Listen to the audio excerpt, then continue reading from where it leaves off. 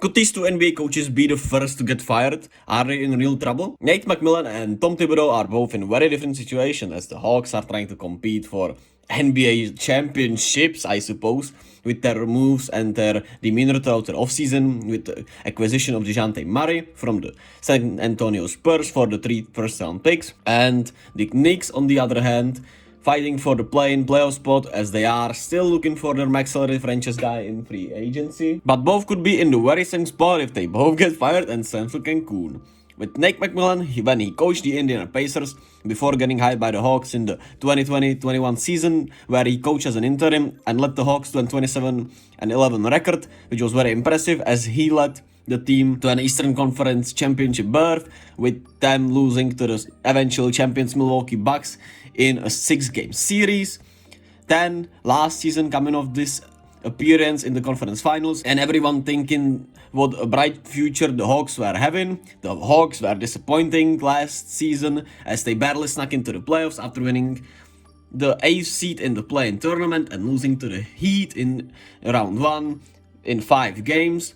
This year, with the addition of DeJounte Murray and more focus on the regular season, we expected a lot more from the Atlanta Hawks as they are now 11-9, 20 games in, and it has been a rough deal. When Nate McMillan got fired in Indiana, he got fired for his, and as I quote from this Forbes article, rigid offensive philosophies. Oftentimes, the ceiling of the offensive unit, even though if it's has all the talent, was limited as Nate McMillan often encouraged his guys to take open looks, even if they were from areas that aren't statistically efficient, which we can back up this year, where the Hawks, without a doubt, take the most shots from the 15 to 19 feet area, where they shoot 10.3 field goal attempts per game with a high margin. The second team shoots 9.9, then there are teams that shoot about 8 to 7. Then they shoot the second most shots from the 10 to 14 feet area with 10.4 field goal attempts per game, trailing only the tanking Spurs, who are truly horrible. And they shoot the least from the 25 to 29 feet area compared to the Warriors, who are first. They shoot roughly 10 less field goal attempts from the 3-point line compared to last year when the Hawks were second in offensive rating.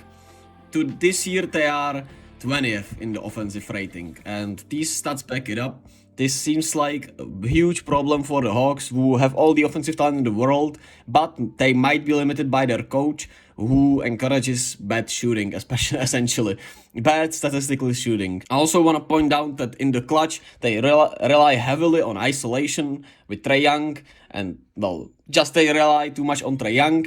They have the most unassisted field goals made in the clutch this year, with 68% of the field goals in the clutch come in unassisted. And with the Hawks trading their first round picks for the foreseeable future and heavy ambition, they might need to make a hard decision with Nate McMillan. Then, on the other hand, we have the Knicks and Tom Thibodeau. When everyone can see it, the defense is easily the problem, which Tom Thibodeau is essentially hired for his defensive mind, defensive prowess, and how he plays his guys 50 minutes a game. Even though this year Thibodeau has been a little more, compromising, playing the young guys, a little more overplaying his starters, the defense has really slacked off from last year. Tom Thibodeau easily has his worst defensive rating of his career. Obviously, the defensive rating is not going to be what it was 10 years ago when the era was much different, but compared to the last 2 years he was with the Knicks, the defensive rating has gone up every year, and this year, 20 games in, the defensive rating is up 4 points, over 115 defensive rating compared to 111 last year, and I frankly do not see how Tom Thibodeau is helping this Knicks team ever reach its full potential.